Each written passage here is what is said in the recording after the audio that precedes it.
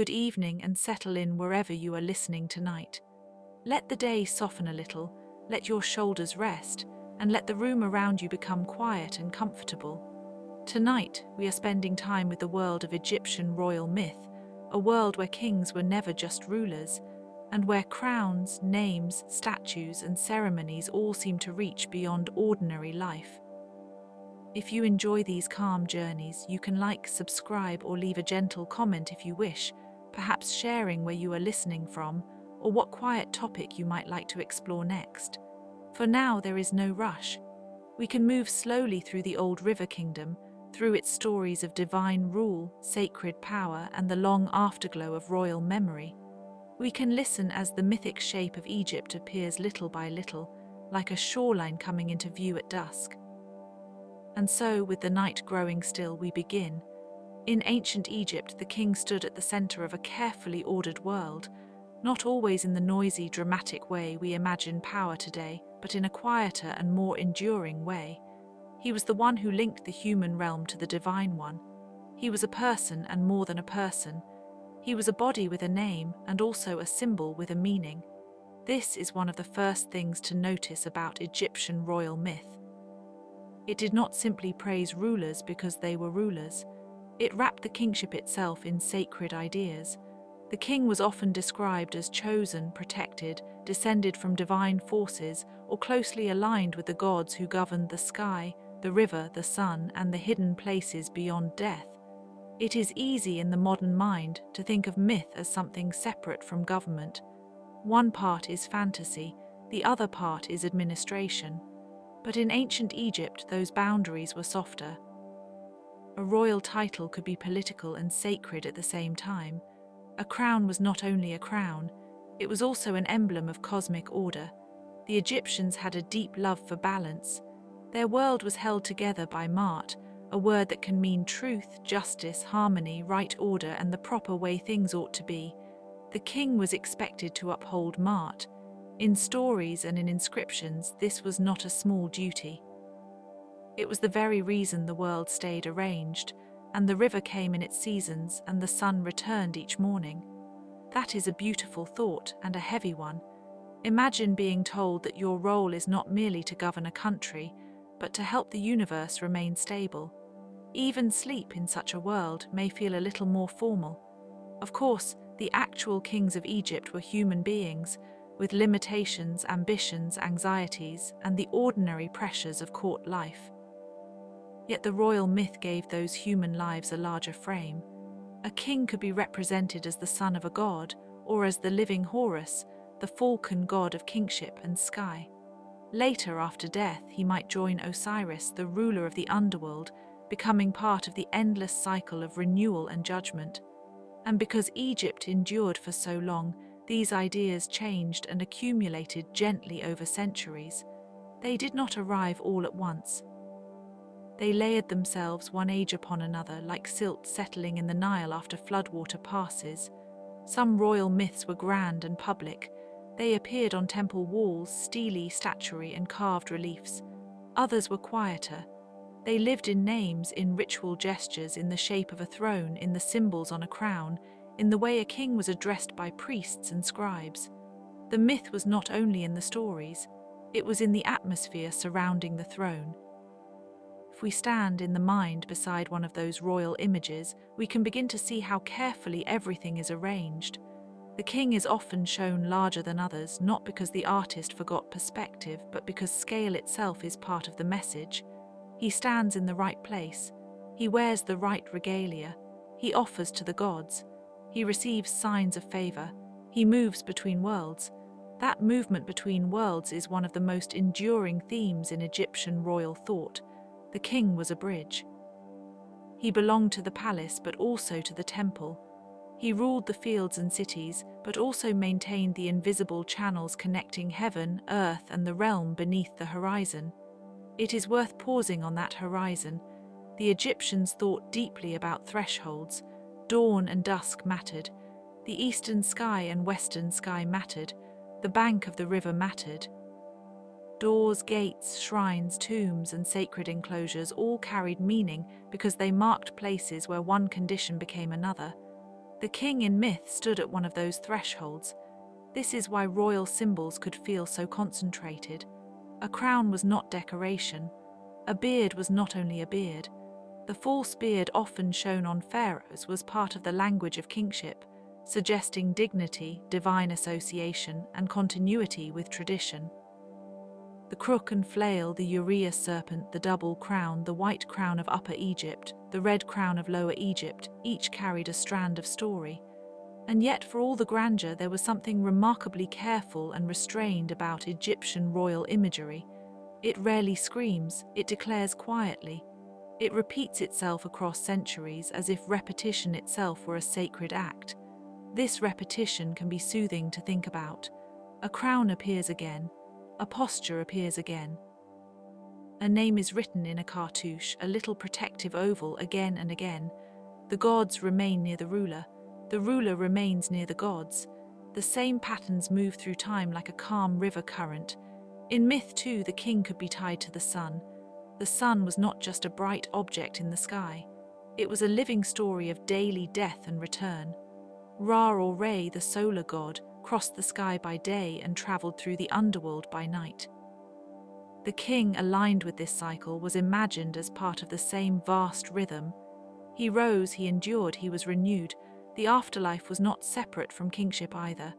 Royal tombs and funerary rituals carried the same sense of continuity. The king did not simply vanish, he transformed. He joined the company of the blessed dead, the ancestral powers, the gods who kept watch over eternity. There is something endlessly patient in this vision of the world. It does not hurry. It does not need to. The Nile will rise, the stars will travel, the king will reign, the tomb will hold, the gods will listen. And somewhere between the visible and the invisible, royal myth will continue to speak in its low, formal voice. We can move now a little deeper into that voice and look at the names, crowns, and divine relationships that gave Egyptian kingship its long, layered shape. One of the most elegant things about Egyptian royal culture is the way it treated names. A name was not only a label, it was a form of presence. It could endure after death. It could be carved into stone so that memory itself had a place to rest. The royal titulary, the formal set of names used by a pharaoh, was one of the most distinctive features of Egyptian kingship. These names were not random. They gathered meanings, protections, and divine associations together. A ruler might be described in terms of power, stability, victory, beauty, or divine election. The names became part of the royal image, like a carefully arranged constellation of identity. For listeners who enjoy slow details, this is one of those subjects that can unfold gently over time. A king is not just called one thing. He is surrounded by names, each one opening a slightly different door into who he is meant to be. Then there are the crowns. Few symbols in ancient history are as instantly recognizable as the crowns of Egypt. The white crown of Upper Egypt, tall and smooth. The red crown of Lower Egypt, lower and more open with its curled shape. When they are combined, they form the double crown, the sign of unified rule over the two lands. That idea of the two lands matters so much. Egypt was not simply a single flat nation in mythic imagination. It was a paired world. Upper and Lower Egypt, the valley and the delta, the south and the north, the river's inland course and its widening mouth. A king's authority was often framed as the power to hold these together. This was not merely administrative, it was symbolic. Unity itself became sacred. The crowns, then, were not fashion, they were geography made visible. They were political order worn on the head. The uraeus, the rearing cobra on the king's brow, adds another note. It suggests vigilance, protection, and fire. In some stories and images, it is the guardian force that warns or strikes on behalf of the ruler. It watches forward. It does not sleep, even if we do. And there is the false beard, often shown on statues and ceremonial depictions of pharaohs. It is one of those details that can seem surprising at first, until you realize how naturally it belongs to a world where image and idea are always tied together. The beard signals not everyday masculinity alone, but authority, solemnity, and continuity with the divine style of kingship. Egyptian royal myth loved this kind of layered symbolism. Nothing had to mean only one thing. A throne could be a seat and a cosmic station. A headdress could be an object and a theology. A scepter could be a tool and a promise. Even color mattered. Gold was not just a rich material. It was the color of eternity, of the gods, of the sun's enduring light. Blue could suggest the heavens, the deep waters, or the life-giving expanse above. The king's body itself could be understood symbolically. In art, he is often youthful, composed, and idealized. Age is softened. Imperfection disappears. He becomes less a private person and more a timeless form. This does not mean that real rulers never aged or worried or felt pressure. It means that royal art was not trying to record ordinary biography. It was trying to preserve a sacred role. This distinction is worth keeping in mind because it helps us read the myths more gently. We do not have to force them into modern categories. We can simply notice how they work. A king is presented as young because kingship should feel enduring. A king is shown in ritual because ritual is the language of legitimacy. A king stands between gods and people because he is the hinge of the whole design. And yet, behind the polish, there were always human dynasties. Successions were not always smooth. Courts could be tense. Claims to the throne could be disputed. Royal women could hold astonishing influence. Great queens appear in Egypt's long history as mothers, regents, diplomats, ceremonial powers, and sometimes as rulers in their own right. The mythic language of kingship did not erase these realities. It gave them a shape. Consider how a boy king like Tutankhamun can become, in later memory, almost more symbol than person. His name carries the weight of restoration. His burial goods preserve a brilliant echo of royal presentation, and the myth of kingship gathers around him as if he were one of its final bright beads. Or consider rulers like Hatshepsut, who used royal imagery with extraordinary intelligence, presenting herself in forms that aligned her with kingship, while also negotiating gender, tradition, and legitimacy. The myths were never static. They adapted to the needs of real power. There is a quiet beauty in that flexibility. Egyptian royal myth was not a single fixed story. It was a living pattern. It could welcome new rulers, new eras, new expressions, while still holding to the idea that kingship came from beyond ordinary life. Sometimes the royal image became especially close to the divine through association with Horus. Horus, the falcon god, was linked to the living king. His eye, his flight, his skybound vigilance all made him a natural emblem for the ruler who was expected to watch over the land. After death, the king might be linked with Osiris, the lord of the underworld, whose story spoke of death, restoration, and enduring rule beyond the grave. So the king could be Horus in life and Osiris in death, a continuity that makes royal identity feel almost like a moving current rather than a fixed point. One form flows into the next. This is one reason Egyptian myth can feel so restful to listen to. It is full of cycles. The sun returns, the river returns, the king is renewed in name, in ritual, in memory. Even the dead are not simply gone but transformed into participants in the larger order.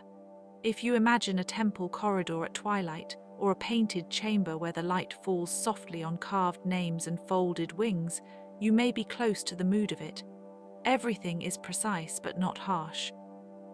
Formal but not cold, ancient but still breathing in some quiet way. And so we can keep going, moving from the forms of kingship into the gods that gave those forms their deepest meaning. The Egyptian king did not rule alone, at least not in the world of myth. He stood close to gods whose stories helped explain why kingship mattered at all. Ra, or Re, the sun god, is one of the most enduring figures. Each day he crossed the sky, bringing light, warmth, and order. Each night he traveled through the underworld, facing dangers and uncertainties before rising again at dawn. It is a simple motion when spoken aloud, but in the Egyptian imagination it held the entire rhythm of existence. A king aligned with the sun was therefore aligned with renewal. This did not make him a sun god in the simple modern sense. It meant that his reign participated in the same pattern of movement and return. The throne was not isolated from the sky. It belonged within it. Then there is Horus, often pictured as a falcon, sharp-eyed and poised. Horus belongs to kingship in such a natural way that it is difficult to separate the two. The living king is frequently understood as Horus on earth. The image is elegant, a ruler who sees far, who watches from above, who protects the land, who is alert to the boundaries of the world. And Osiris, too, enters the royal imagination with great force. Osiris is associated with death, resurrection, fertility, and the underworld. He is a king who died and yet continued to rule in another form. That idea would have been deeply meaningful in a land where the afterlife was not an afterthought, but a continuation of identity. In royal myth, these gods do not remain distant. They become patterns by which a king can be understood. The pharaoh's duty, his symbolism, and even his burial all gain weight from the larger divine family around him. There is also Isis, a goddess of protection, magic, and deep devotion, often central to the myths that sustain kingship. Her care for Horus and the healing, strategic intelligence she brings to the divine world make her one of the most important figures in the broader royal landscape. She reminds us that power in Egypt was not imagined as something crude or only martial. It could also be sustaining, protective, and attentive. Set too belongs to this web, though in more complicated and unsettled ways. He is associated with storms, disorder, the desert, and conflict, yet his role is not simply that of a villain in a simple story.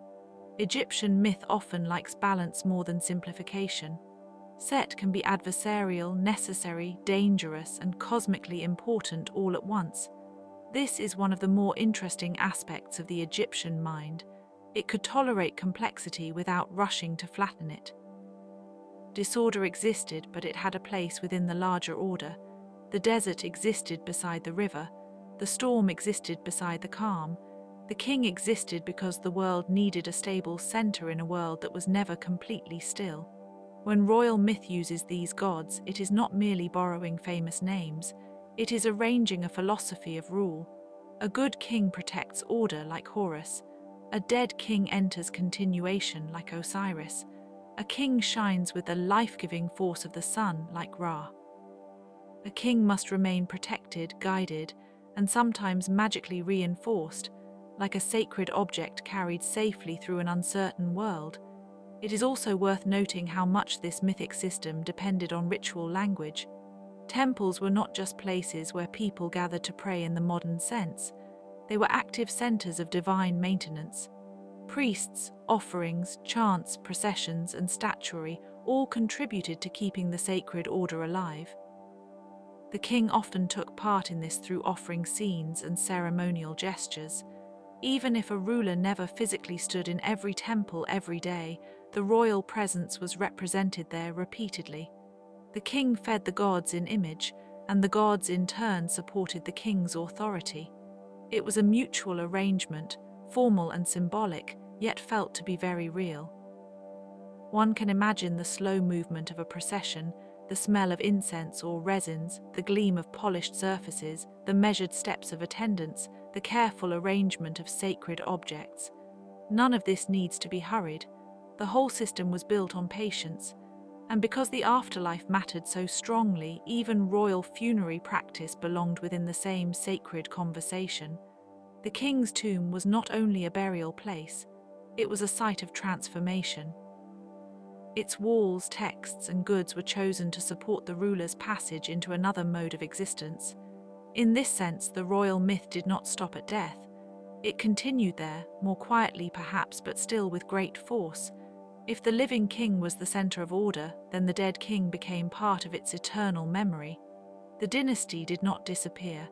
It was folded into the divine geography of Egypt, where names and forms could persist for a very long time.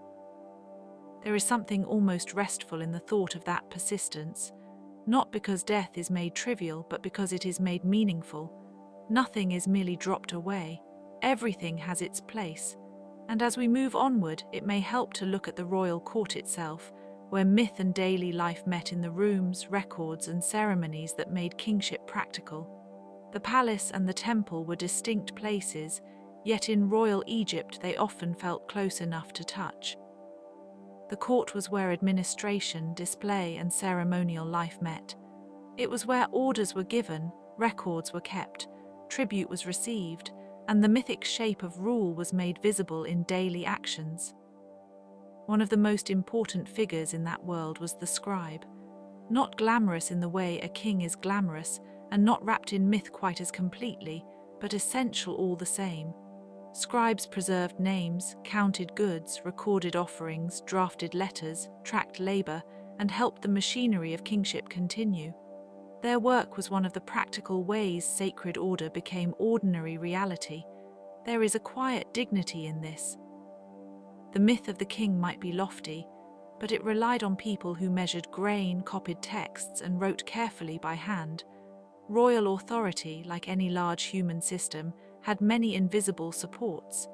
The daily rhythm of court life likely included formal appearances, petitions, ceremonial greetings, managed access to the ruler, and the constant presence of symbols that reminded everyone where they stood. A throne room could be an architecture of meaning. Every pause, every posture, every gift had a place.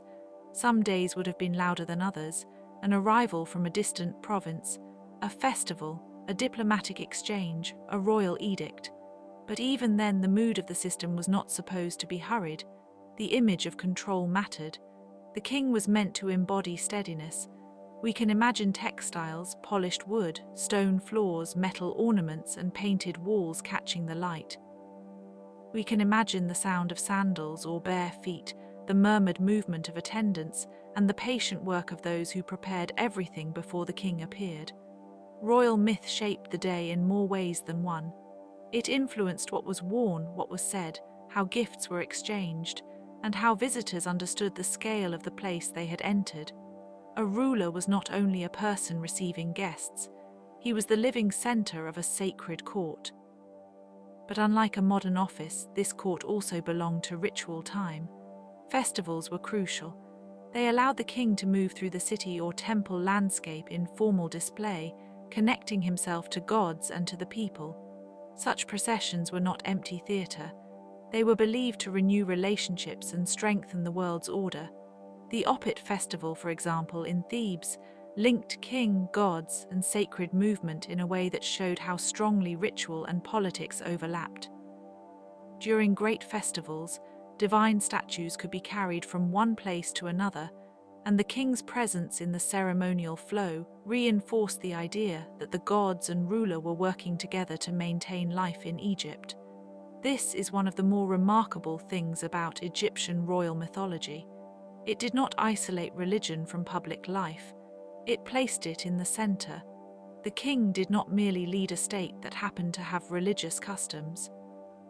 The state itself was imagined as an extension of cosmic and divine maintenance. That may sound grand, but in practical terms it was also very human. People still had to plant, harvest, build, trade, write, and repair. The myth gave meaning to these tasks, and the tasks in turn made the myth possible. There were also royal women whose roles help us see the court more clearly. Queens and mothers of kings could become powerful political figures, especially in times of transition. Titles could be significant. Marriages could matter deeply. Some women acted as religious authorities, ceremonial partners, or regents, guiding the throne in moments when a child king or an uncertain succession left space for wise and careful influence. Royal myth, then, was not only about one crowned figure seated in solitude. It was a network of relations, a palace filled with voices, paperwork, ritual objects, offerings, and responsibilities. It was a world where an image on a wall might matter as much as a decree in a roll of papyrus. Even the act of writing a king's name carried a kind of protection. Egyptian script could preserve and empower. To write carefully was to participate in order. To inscribe a cartouche around a royal name was to set that name apart, to frame it in a space of importance and continuity. In this way, the court became an environment where myth was not merely spoken, it was administered. Slowly, persistently, by many hands, and if we listen closely, we can hear that same steadiness in the temple landscapes that supported kingship over generations, where stone, offerings, and ritual silence gathered around the throne. Egyptian temples can feel, even in photographs, like places of deep quiet. Not empty quiet, but inhabited quiet. The kind where every surface seems to hold a memory of purpose. In the royal world, temples were not simply religious buildings in the narrow sense. They were places where the gods were housed, fed, honored, and maintained. They were also places where kingship was made visible in stone. Reliefs showing the king offering to a deity, receiving symbols, or participating in sacred acts were not decorative extras. They were the visual language of legitimacy. The temple wall often repeats this language with patient consistency. The king stands in profile. The god is enthroned. Offerings are made. Blessing is implied. The scene is ordered, formal, and slightly timeless, as if it is happening now and always. This repetition may seem simple, but it creates a powerful atmosphere. It says again and again that the king and the divine are in proper relation. That relation is what keeps the world running. Offerings in temple culture were an essential part of the system. Bread, beer, incense, oils, linen, flowers, and other goods could be presented to the gods or maintained as part of the sacred economy. The temple was a place of nourishment as much as reverence. The gods were honored through careful provision, and the king was the one who symbolically guaranteed that provision. There is something tender in that idea, strangely enough. The mighty ruler as provider of bread for the gods. The cosmic order upheld through bowls, jars, cloth, and scent. Stone itself becomes important here. Egyptian temples were built to endure. Their weight and scale made them feel permanent, but their surfaces were often full of color when newly finished. Painted reliefs, carved inscriptions, and polished elements would have made the sacred space vivid rather than colorless. Over time, of course, much of that brilliance has faded. What remains now can seem austere, but that austerity is only the worn surface of something once richly alive. Royal myth also found expression in temple architecture through enormous pylons, colonnades, sanctuaries, and courtyards. Yet even when we think of architecture, it helps to remember that the buildings were not the entire message. They were containers for movement, procession, gaze, and ritual presence. The king or his image moved through this space in a highly structured way. People could not simply wander in. Sacred space had degrees, thresholds, and restricted chambers. That layering makes temples feel almost like a slow descent into meaning. One room leads to another, each closer to the center, each more carefully guarded. And in that center often was the statue of the god. The king's relation to that statue was profoundly important. The royal offering was not a performance for an empty room. It was a formal interaction with a divine presence understood to be real. From the perspective of myth, then, the king's role was always active. He did not merely rest on a throne while others performed the sacred work. He was part of the offering cycle. He sustained divine favor so that the land could remain fertile, protected, and ordered. This is one reason Egyptian royal imagery is so full of calm symmetry. Balance was not just an aesthetic preference, it was a worldview. To place the ruler in line with the god was to say that reality itself had a proper arrangement. There were, of course, moments when this arrangement was challenged. Power shifted. Traditions were emphasized or revised. Some kings heavily promoted certain gods, while others favored alternative religious emphases. The long life of Egyptian civilization means that royal myth never stayed exactly the same. It breathed over time. Still, the central pattern persisted. The king supported the gods supported the king, and the world remained coherent through that relationship. If we let our thoughts rest in that temple silence for a moment, we may notice how gentle the whole system can feel when described slowly. Not simple, not childish, but structured and serene. A civilization building meaning with stone, ritual, and repeated gesture. And from these sacred spaces, we can drift toward the royal afterlife, where the story of kingship became even quieter and perhaps even more enduring. The royal afterlife in Egypt is one of the most fascinating parts of the mythic landscape because it reveals how seriously the Egyptians took continuation. Death was not a blank ending. It was a transition, demanding preparation, language, protection, and care. For a king, this transition carried added meaning. If the ruler had maintained Martin life, then in death he would continue into a sacred role among the gods and the blessed dead. His tomb became a carefully prepared passageway, not merely a resting place. The Pyramid Age, in particular, leaves behind an unforgettable image of royal ambition and spiritual precision. These immense structures were not built simply to impress the living, though they certainly did that. They expressed a theory of ascent, stability, and eternal kingship. A pyramid rises in a clean geometry toward the sky, as if to make stone itself participate in the movement of the soul. Inside and around royal tombs, texts would later become increasingly important. Spells, prayers, and protective formulas were inscribed to guide the king through the dangers of the underworld. The famous funerary texts evolved over time, but their purpose remained gentle and profound, to help the dead continue. This is an important emotional note in Egyptian thought. The afterlife was not merely a realm of reward or punishment, it was a place of navigation. One needed words, names, identities, passwords, perhaps, and divine support. The journey was not automatic, it required knowledge, and for kings that journey was especially ceremonial. Royal burials gathered objects, images, and provisions meant to support existence beyond death. Furniture, food models, jewelry, vessels, amulets, and protective symbols all had roles to play. The tomb became a carefully assembled world in miniature, because the king was expected to need a world after death. That idea can feel almost tender when you sit with it. The human wish to make a path for someone gone, to surround them with what is needed, to believe continuity can be built by hand. Osiris is especially central here. As a dead king transformed into a ruler of the underworld, he offered a model for royal death. The myth of Osiris contains loss, restoration, judgment, and renewed sovereignty. It was not a story of escape from death, but of moving through it into another kind of rule. Royal tombs and funerary art often echo this larger pattern. The dead king is not abandoned, he is escorted, he is protected, he is named, he remains within a structured cosmos. The pyramid texts, coffin texts, and later funerary compositions show how carefully Egyptian religion approached the dead. These texts are among the oldest religious writings we know, and they reveal a mind that was attentive to survival in the deepest sense. Not merely bodily survival, but identity, voice, memory, and divine association. A king's name, once spoken and carved, could continue.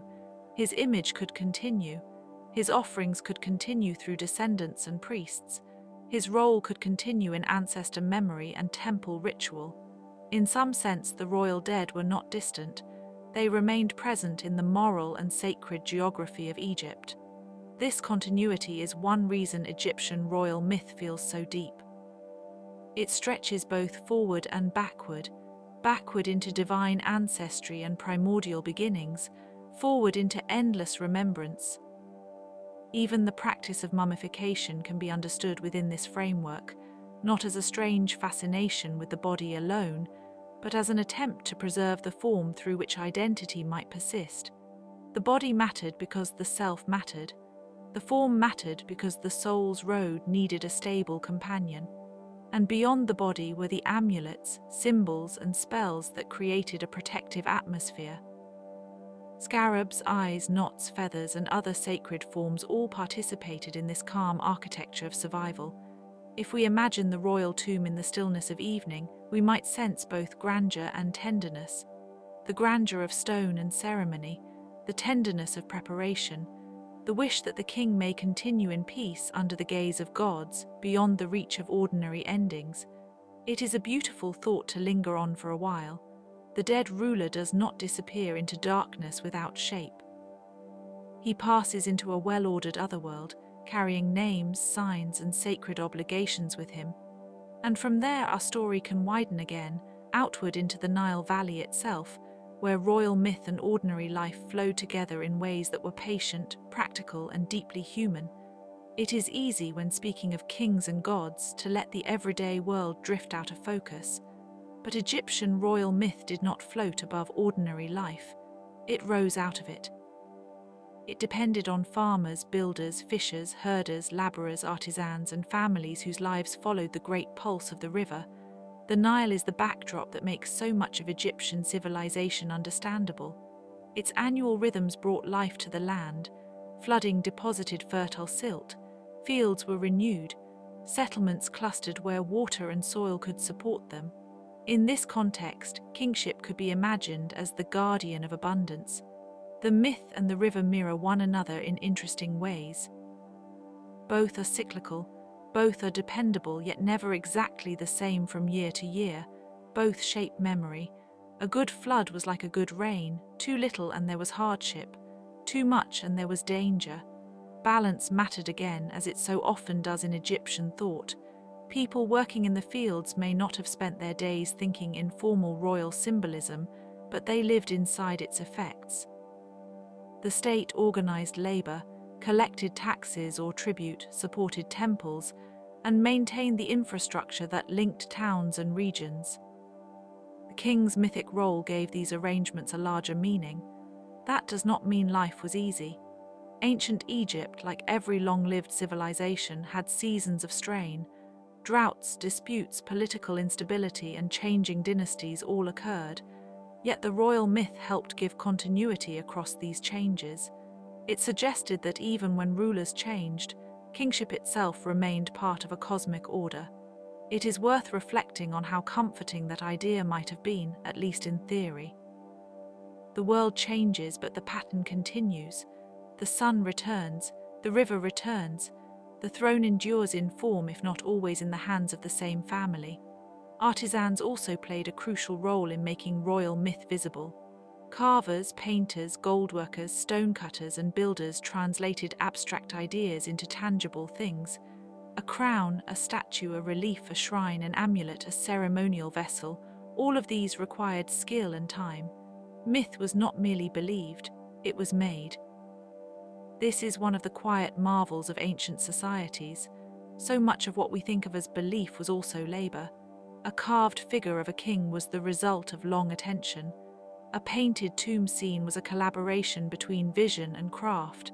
Sacred meaning was built into the texture of work, and the people who worked on these objects were not necessarily detached from the meanings they created. They lived in the same cultural atmosphere. They knew the symbols, they knew the names. They saw the repetition. At the same time, Egypt was never monolithic. Different cities, periods, and dynasties emphasized different gods and royal stories. Memphis, Thebes, Heliopolis, Abydos, and other centers each offered their own perspectives. Royal myth adapted to local sacred geography. A king might be linked especially strongly to one divine center in one era and to another in a later one. This variation adds depth. It reminds us that myth is not a frozen picture. It moves through time, taking on regional color and political nuance. Still, the central image of kingship remained powerful enough to unify much of the civilization's imagination. The pharaoh as mediator, the pharaoh as protector, the pharaoh as the one who ensures the proper relationship between land, sky, gods, and people. And all the while, ordinary life continued. Bread baked, boats sailed, children learned, reeds rustled at the river's edge, and stars appeared over the desert after sunset. Perhaps that is what makes Egyptian royal myth so hauntingly peaceful. It does not ask us to imagine a world cut off from reality. It asks us to imagine a world where reality itself was understood as layered, sacred, and carefully maintained. From here, we can drift into the long passage of time itself and consider how these royal stories survived, changed, and remained in memory long after the first dynasties had passed into the silence of history. Egyptian history stretches across so many centuries that it can feel almost like a landscape rather than a line. Dynasties rise and change, capitals shift, styles evolve, foreign influences arrive, local traditions adapt, and yet the royal imagination remains recognizably Egyptian. This long continuity is one reason the subject is so absorbing. The oldest royal forms and the later, more elaborate expressions of kingship are separated by vast stretches of time, yet they still converse with one another. A symbol once established can echo for centuries. Some kings deliberately looked back. They revived older styles, copied archaic forms, or linked themselves to revered ancestors. This was not nostalgia in a modern sense. It was a way of claiming legitimacy through memory. If the past was sacred, then to align oneself with it was to strengthen one's own place in the order of things. The Egyptians seem to understand that memory itself has power. The dead remain active so long as names are spoken, offerings are made, and images are maintained. A ruined temple might still preserve a suggestion of that power. A broken inscription can still whisper a title. A statue without a face can still carry a presence. This is why archaeological remains can feel so moving even when they are fragmentary. They are not only objects, they are surviving edges of once complete worlds. A thrown fragment, a painted shard, a carved sign, a royal cartouche, each one carries a trace of the order it once belonged to. And if you spend time with these traces, a pattern emerges. Egypt did not simply worship kings, nor did it merely politicize religion. It intertwined the two so thoroughly that they became part of the same symbolic fabric. The king was a theological statement as much as a ruler. A dynasty was a story about how the world stays habitable. Of course, the actual historical record is complicated. Not every ruler was ideal. Some periods were unstable, some reigns were short, some claims were contested. Yet the royal myth stayed resilient because it could absorb those complications. A weak king could still be represented as chosen. A transitional ruler could still fit within the language of divine order. The system was flexible enough to endure. This endurance creates a very particular atmosphere when we look back from the present. We are not just seeing one kingdom. We are seeing a civilization that kept thinking about kingship, death, gods, and order for more than 2,000 years. Few cultures preserve such an extended conversation with themselves. There is also a subtle shift in tone across time. In some periods, the divine distance of the king seems especially pronounced. In others, rulers emphasize personal piety, restoration, or military strength. Sometimes the gods are presented as clearly supporting the throne. Sometimes the throne must prove itself through action. The myth changes texture, but not its basic grammar. That grammar includes the repeated image of the king making offerings, defeating chaos, and participating in the renewal of the world. It includes the belief that the ruler's name should endure. It includes the idea that the dead king continues on a sacred path. It includes the understanding that power must be rooted in cosmic balance. There is a calm dignity in all this, even when politics were tense. The forms insist on order. They insist on continuity. They insist that the world can be arranged with care. As later civilizations encountered Egypt, they often found this royal imagination both impressive and mysterious. Greek and Roman writers saw fragments of it, admired parts of it, and reinterpreted it through their own lenses. But the older Egyptian voice in stone and image remains distinct. It does not explain itself too much. It simply stands there, ancient and composed, and maybe that is one of its deepest charms. The myths do not hurry toward a conclusion. They keep repeating their shapes as if repetition were a way of preserving peace. We can now move toward some of the smaller, quieter details that often sit at the edges of the grand story. Sacred animals, symbolic objects, festivals, and the delicate ways the royal imagination touched everyday things. Egyptian royal myth is full of grand ideas, but it is also full of small, precise things. A bead, a seal, a feather, a collar, a carved eye, a folded cloth, an amulet no larger than a thumb. These objects may seem humble, but in ancient Egypt they could hold layered meaning. Animals were especially important in this symbolic world. The falcon, the cobra, the cat, the bull, the jackal, the ibis, the crocodile, each could be associated with divine powers, protective functions, or royal meanings. The natural world was not separate from myth, it was a field of signs. The falcon, as we have already felt, belongs naturally with kingship through Horus. The cobra, with its alert upward posture, fits the royal brow. The bull suggests strength, fertility, and force. These associations gave visual language to ideas that might otherwise remain abstract. Even the humble scarab became significant. The beetle rolling its sphere of earth or dung across the ground suggested the sun's daily movement and thus renewal. Small things could become cosmic things. That transformation is one of the most delightful features of Egyptian symbolism.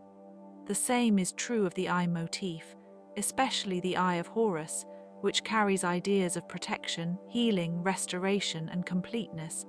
It is a symbol that feels both intimate and expansive, something to wear and something to contemplate. Royal jewelry and regalia often incorporated these motifs. Not because the court wanted to be ornate for its own sake, but because the body of the king was a place where protection and meaning converged. A necklace could be a safeguard, an amulet could be a prayer, a ring could be a statement of presence.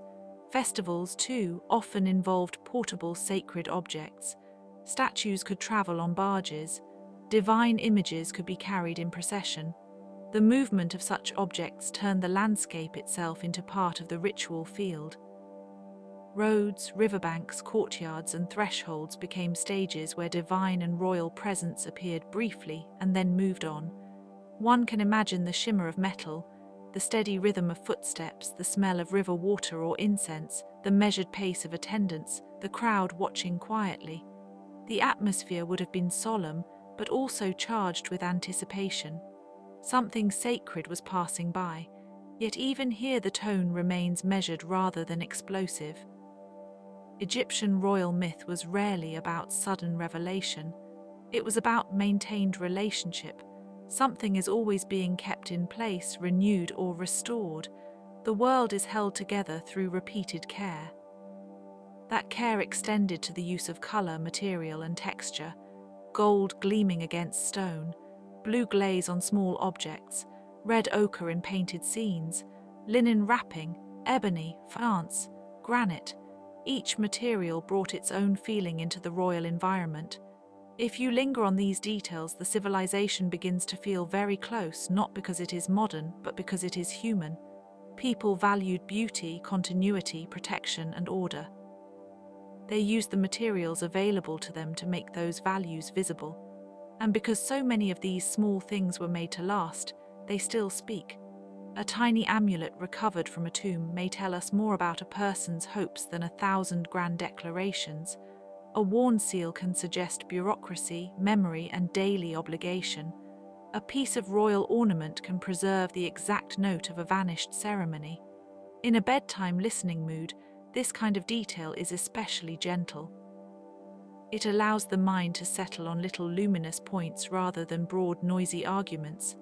A symbol here, a color there, a god's name spoken softly, a king's title written carefully, a crown resting above a brow. And so, without leaving the stillness, we can continue into the final broad movements of the story, where the royal myth becomes a long echo across time, and where the world of Egypt feels at once distant and near. What remains of Egyptian royal myth is not only the surviving stone, or the preserved objects in museums, or the translated texts gathered in books. It is also the atmosphere these things create together, a sense that rule in this civilization was never meant to be merely practical. It was meant to be cosmically correct. That idea lingers. It has a particular shape, a ruler linked to gods, a land ordered by sacred harmony, a tomb prepared for continuation, a temple where offering and kingship meet, a script that preserves names, a crown that turns geography into symbol, a river that renews the ground each year. It is tempting to treat myth as a decorative layer on top of history, but that would miss the depth of what it meant in ancient Egypt. Myth organized perception. It taught people how to imagine authority, continuity, and death. It gave public life a sacred form and sacred life a public expression. Even when the details changed, the underlying sensibility remained recognizable. Egypt valued permanence, but not in a frozen way. It valued continuity that could renew itself. That is why the sun's cycle mattered so much. That is why the dead could remain active. That is why kingship could be both human and divine without contradiction. There is an elegance to that worldview. Not every part of it is easy to grasp from a modern distance, but it rewards patient attention. The more slowly you look, the more it opens. We might think again of the king standing in profile on a temple wall, larger than life, carefully marked by insignia. He is not only a person from the past, he is a condensed statement about order, relation, and survival. We might think of the queen who guided succession, the scribe who preserved the title, the priest who maintained the temple, the worker who hauled stone, the artisan who carved a tiny symbol into an amulet. Royal myth touched all of them in different ways. Not equally, perhaps, but meaningfully. And we might think of the many dynasties passing like long shadows across the same river valley, each generation believing in its own way that it stood inside an order older than itself. That is a very human feeling, to be small and still part of something that stretches beyond one life. This may be why Egypt continues to fascinate so quietly and persistently. Its royal myths offer grandeur without chaos, symbolism without rush, and a sense of continuity that is almost ceremonial in its patience. They ask us to notice how a civilization can turn power into language, and language into ritual, and ritual into memory. As the night deepens, we can let those images remain with us for a while. The gold of the crown, the calm profile of the king, the slow procession through temple halls, the river moving in the dark. The carved name held safely inside a cartouche, the god's presence in stone, the dead ruler continuing on a quiet road beyond the horizon.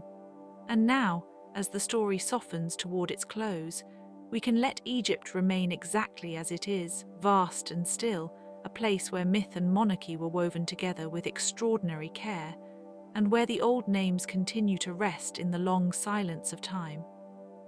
So tonight, as the last parts of the story settle into place, we can leave the world of Egyptian royal myth in a state of gentle stillness. The gods remain near the throne, the crowns remain symbolic, the river keeps its patient course, the names endure, and if sleep is coming, it can come slowly without effort as these old patterns fade into the quiet of the room. A king, a temple, a river, a star above the desert, all of them resting now in memory, all of them calm. Good night. But before we let the night close completely, it may be nice to linger a little longer with the people who lived beside these myths, the many lives that supported the shining image of royalty and gave it weight in the real world. For every crowned figure in Egyptian memory, there were countless others whose names are less familiar, though their work was essential. The royal image did not float above daily life. It depended on it. Fields had to be measured after the flood. Grain had to be stored. Bread had to be baked. Linen had to be woven. Boats had to move along the water. Scribes had to count and copy and record. Priests had to keep time with festivals and offerings. Craftsmen had to shape stone, wood, faience, gold, and paint into things that could carry meaning for years or centuries. This is one of the quieter truths about ancient kingship.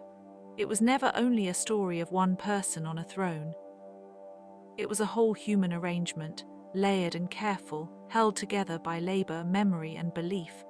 The king could appear as a divine representative, but that image was sustained by ordinary hands. In that sense, Egyptian royal myth is also a story about administration, patience, and the daily maintenance of a civilization that valued order so deeply it made order into sacred language. There is something moving in that. The great monuments were not built by abstraction. They were built by people who returned each day to their tasks under a sky they knew well. The limestone blocks were lifted by teams. The pigments came from minerals and plants. The inscriptions were cut by hand. In tombs and temples, the smallest details mattered. A feather, a looped sign, a carefully painted eye, a line of text that named an offering, a god, a lineage, a title. These details were not decorative extras. They were part of a larger belief that the correct form could help preserve meaning. Egyptians were patient readers of signs. They understood that a name was more than a label. To know a name was, in some contexts, to know the being more fully. That is why names were repeated, protected, and sometimes hidden inside cartouches, as though wrapped in a quiet frame of safety. A royal name carved into stone could survive long after the voice that first spoke it had gone still. In that survival, there is a kind of tenderness. The civilization seems to have desired not merely fame, but endurance, and yet endurance was never guaranteed. That is part of what gives Egyptian royal myth its depth. It sits beside fragility. A dynasty could rise and fall, a capital could shift, a tomb could be robbed, an inscription could erode, a palace could disappear entirely, leaving only broken fragments beneath later layers of earth. Even the strongest-looking monuments are, in the end, vulnerable to time. Ancient Egypt knew this in its own way. It built against it, around it, and sometimes in acknowledgement of it. The pyramids themselves carry this feeling. They are often spoken of as symbols of permanence, and they are, but they are also symbols of human hope. They show what a society can attempt when it imagines the dead king not as gone, but as transformed. The pyramid's shape, rising from a square base toward a point, has long invited interpretation. It feels like a stair of stone, a mountain made by hands, a settled form against the openness of the desert. Whatever precise meaning a single Egyptian builder may have assigned to it, the overall effect is unmistakable. It gathers the eye upward and suggests ascent, stability, and the quiet seriousness of survival beyond death. And surrounding the pyramid there was once a whole landscape of care, mortuary temples, causeways, storage spaces, priestly rituals, satellite tombs for nobles and family members, workers' settlements, paths of procession. Gardens in some periods where shade and water brought softness into the ritual world. Even the stone was not simply stone. It was arranged within a larger ecology of movement and devotion. Then there are the royal burial chambers, some known, some lost, some still only partly understood. A chamber might be cut into rock deep below ground, hidden from daylight. It might hold a sarcophagus, painted coffins, amulets, vessels, models, spells, and texts intended to help the dead navigate the next world. Some tombs were remarkably secure for their time, others were breached in antiquity, many were emptied, yet the very effort to protect them tells us how seriously the Egyptians took the passage from life to death. The tomb was not a full stop, it was a threshold. That threshold is one of the most enduring ideas in Egyptian thought. The king crossed it differently from an ordinary person, at least in idealized royal theology, but the broad concern was shared. What happens after death? How does identity persist? What supports the soul as it travels? What words are needed? What names must be remembered? What offerings continue? These were not merely philosophical questions in the abstract. They shaped architecture, art, and social practice. They shaped how the living cared for the dead. There is a quiet dignity in that care. It appears in the arrangement of grave goods, in the food placed for the deceased, in the formulas recited for protection, in the painted scenes of fields, boats, feasts, and daily work. These scenes were not always meant as literal diaries. They were often idealized, carefully composed visions of life made whole. In them, the dead could plow, fish, eat, and enjoy abundance. The afterlife was imagined not as blank sameness, but as a continued participation in the best forms of existence. For the royal dead, that participation could be linked to the sun's journey, to the company of gods, or to the enduring kingdom beneath the earth and sky. The sun itself remained a central companion in this imagined order. It rose, moved, and set with a rhythm that Egypt found both reliable and profound. Each dawn suggested renewal. Each dusk suggested passage. The gods associated with the sun changed shape over long periods and across local traditions, but the basic feeling endured. A royal figure aligned with the sun could be seen as part of a cycle larger than human politics. The king's role was to maintain right relation, to act as the hinge between earthly administration and celestial pattern. It is easy to imagine that this made monarchy rigid, and in some respects it did, but myth can also be surprisingly flexible. Egyptian royal imagery changed over time. Different dynasties emphasized different symbols. Some rulers presented themselves with unusual intensity. Others adopted traditional forms with careful modesty. Queens sometimes played extraordinary roles, especially in moments of succession or instability. At times they acted as regents, at times as powerful partners, at times as sovereigns in their own right. The same civilization that cherished continuity could also, when necessary, make room for adaptation. That balance between stability and adaptation appears in the surviving traces of palaces and cities as well. Unlike temples and tombs, which were often built to last, royal residences were more vulnerable to disappearance. They were made of materials that did not always endure. Adobe brick, wood, plaster, reeds. In some cases, the palace vanished almost completely, leaving only foundations, broken floors, traces of wall paint, fragments of furniture, and seal impressions. This absence itself becomes part of the historical picture. The place where kings lived, governed, and received petitioners is often harder to recover than the place where they hoped to rest forever. There is something almost poetic in that. The house of the living king fades, while the house of the dead king remains. The afterlife architecture outlasts the administration. Memory preserves the funerary ideal more readily than the daily routine of rule. So we know more about the tomb than the meal, more about the temple than the conversation, more about the inscription than the laugh in the courtyard. Yet through these fragments, the living world can still be sensed. A court was not only ceremony, it was also negotiation. It contained family tensions, rival ambitions, ritual roles, and the practical needs of a large household bound to the state. Officials came and went. Envoys brought gifts from abroad. Royal children were educated in expectation and caution. Priests and scribes managed immense archives. Servants maintained supplies. Artisans shaped objects that could be used, displayed, or buried. There would have been moments of grandeur, certainly, but also many hours of waiting, writing, repairing, measuring, and listening. And the royal women, so often reduced in modern summaries to a few names, deserve a slower thought. Queens, mothers, sisters, daughters, and royal consorts could be central figures in legitimizing succession. They could appear in reliefs and inscriptions with titles that reflected both intimacy and authority. Some became particularly important in diplomacy and ritual. Some were honored in mortuary settings. Some were linked with divine qualities, especially in relation to motherhood, protection, and continuity. The Egyptian royal world was not an exclusively male imagination, even if many of its public images foregrounded the king. The line of descent, the household of power, and the symbolic reproduction of kingship all depended on women in ways that are sometimes understated in surviving texts. When we think of this, the image of myth becomes more layered.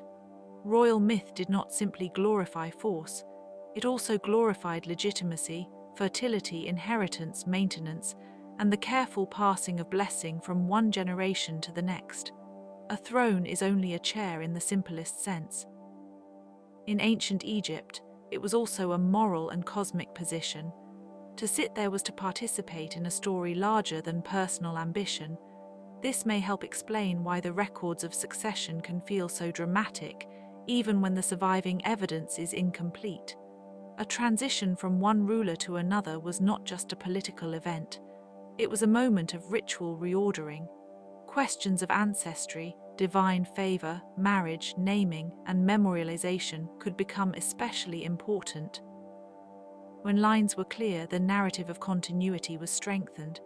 When lines were uncertain, the language of legitimacy often became more insistent.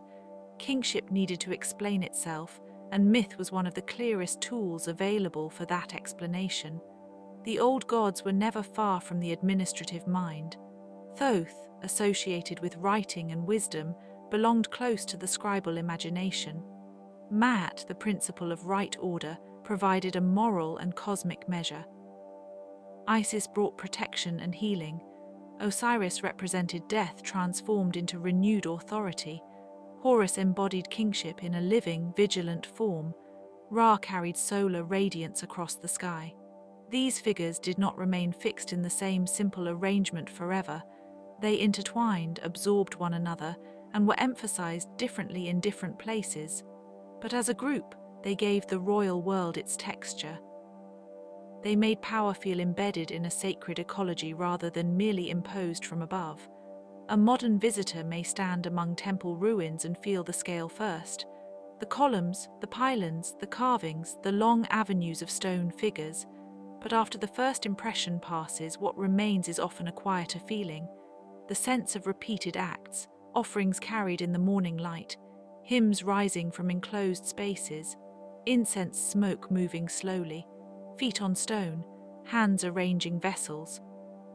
The temple was not only an image of permanence, it was a machine for continuity, or perhaps better, a rhythm for continuity, where daily repetition held the world in alignment.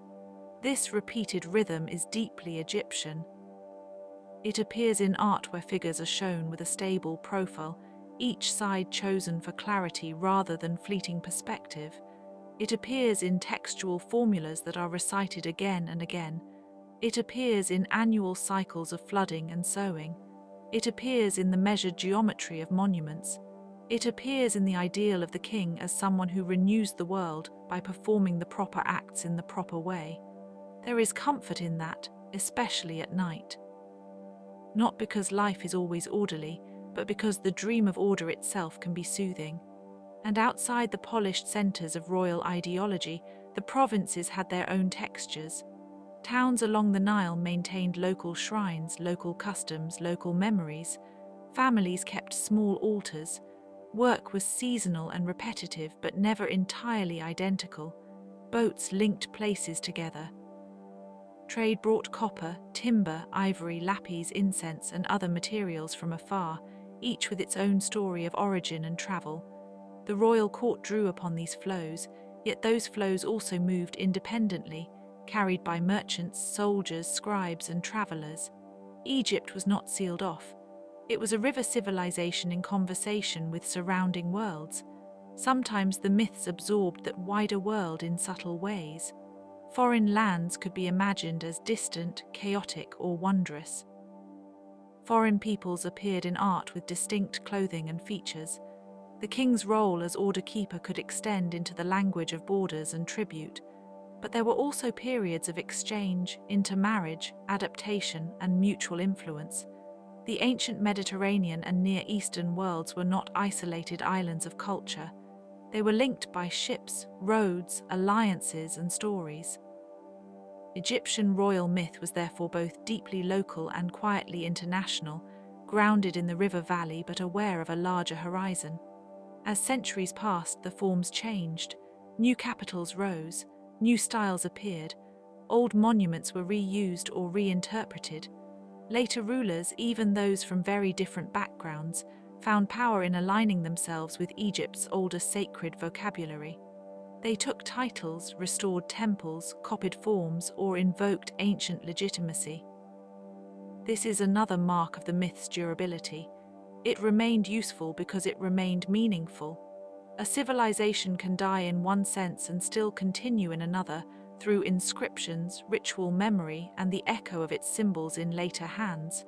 What survives then is not only stone, it is pattern, a pattern of divine kingship, a pattern of funerary care, a pattern of cosmic order mirrored in earthly rule, a pattern of names protected by writing, a pattern of labor hidden behind splendor, a pattern of rituals that made the ordinary feel anchored in the sacred. And perhaps that is why Egypt feels so restful to think about in the quiet of night. It offers completeness, or at least the feeling of completeness, while never fully surrendering its mysteries. So much is known, and yet so much remains unresolved. We can read the texts, examine the tombs, and reconstruct the lineages, but the private beliefs of individuals remain partly veiled. What exactly did one craftsman feel while carving a god's face?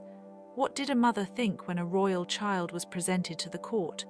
What did the people in a work gang say to each other at dusk as the wind moved over the stone? We can only imagine gently. That is a good kind of mystery. Not a problem to be solved at speed, but a space to rest in. The ancient world is full of such spaces. Egypt offers them in abundance. A burial chamber unopened for centuries. A mummy wrapped with care and silence. A temple text whose intention is clear but whose emotional life is only partly recoverable.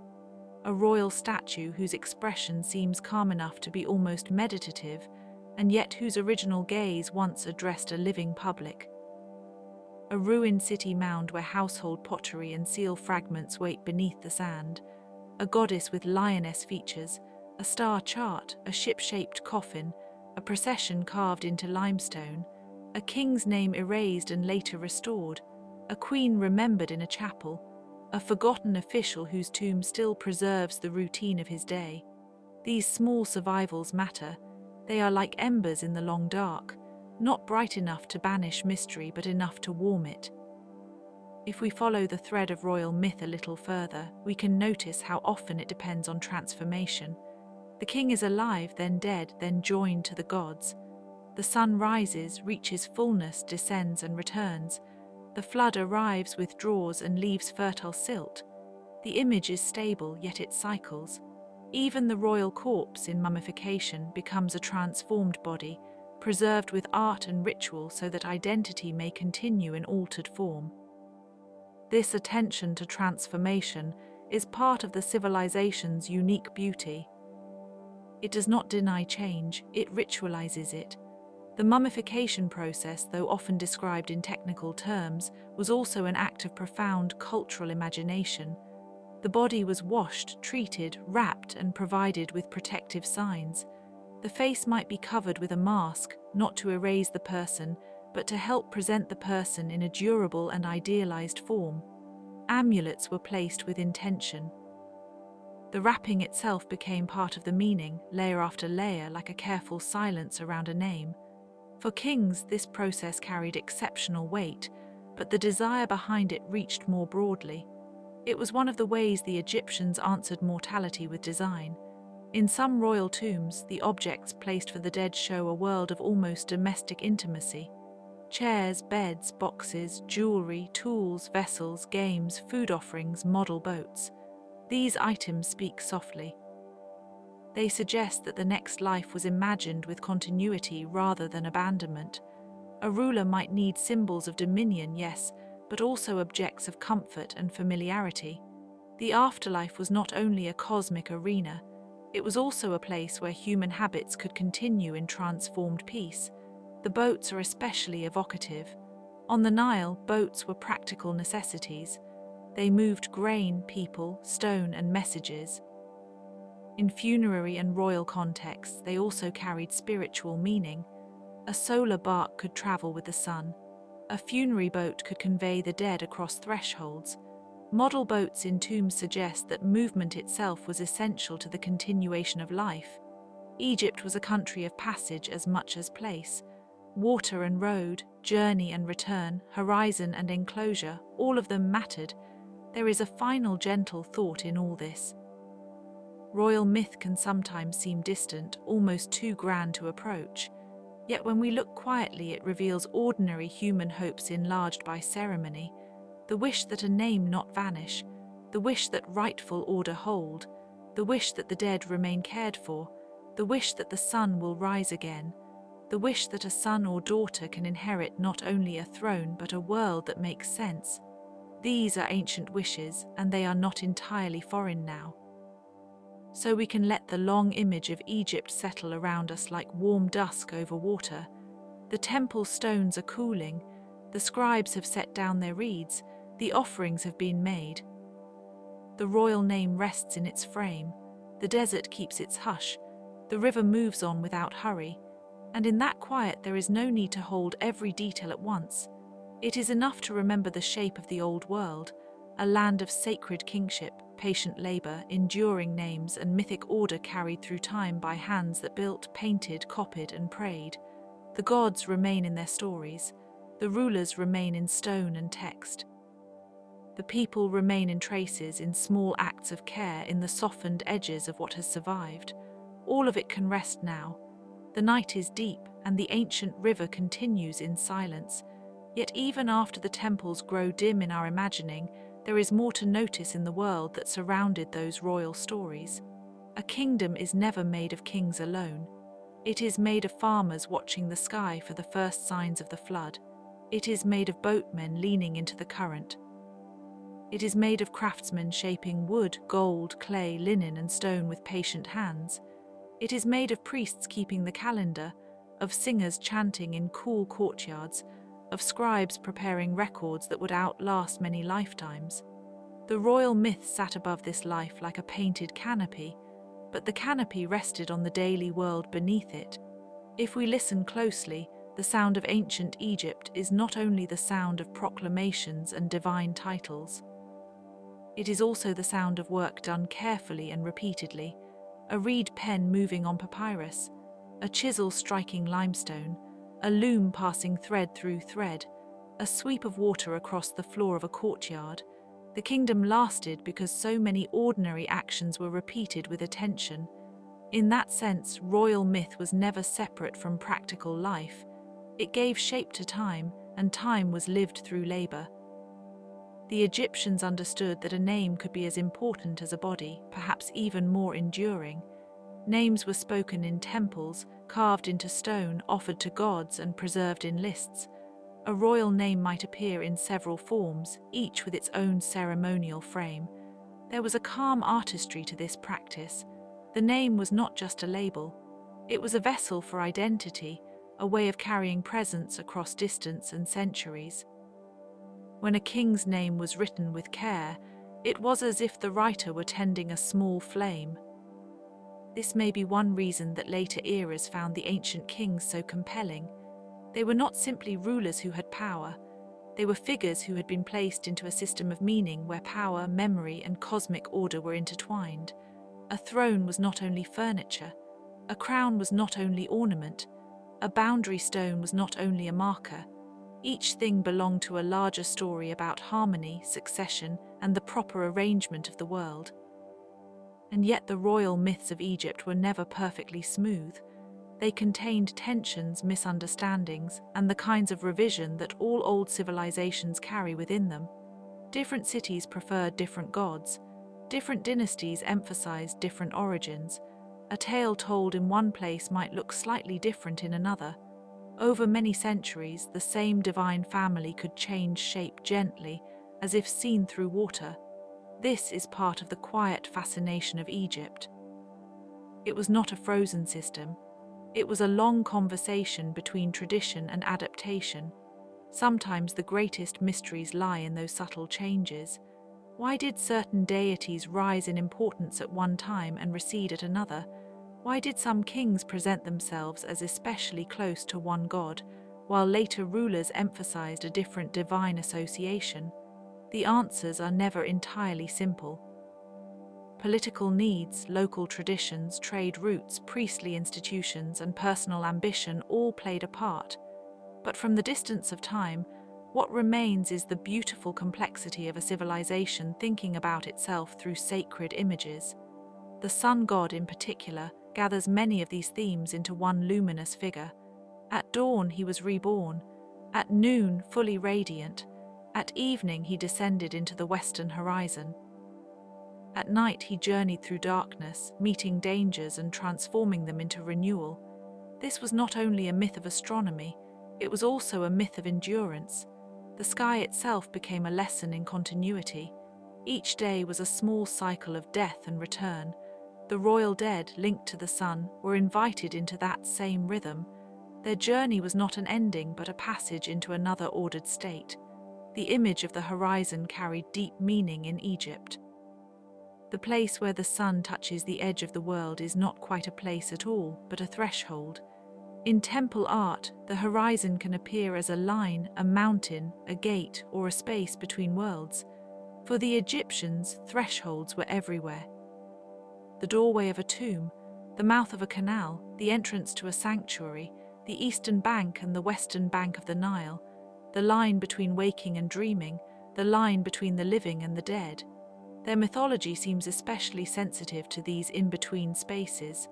One can imagine a priest at dusk standing in a temple court, watching the light soften on carved stone. The air would still carry the warmth of the day, but the shadows would be lengthening. Incense smoke might rise gently and then dissolve. Somewhere beyond the walls, the river would continue its course. Within such a scene, the old stories would feel close. Not loud, not dramatic, but near. Egypt's sacred imagination often lives in this kind of hush. It is also worth remembering that the royal dead were not left alone in their tombs, at least not in the imagination of the culture that built them. They were accompanied by spells, figures, words, and images meant to guide, protect, and sustain them.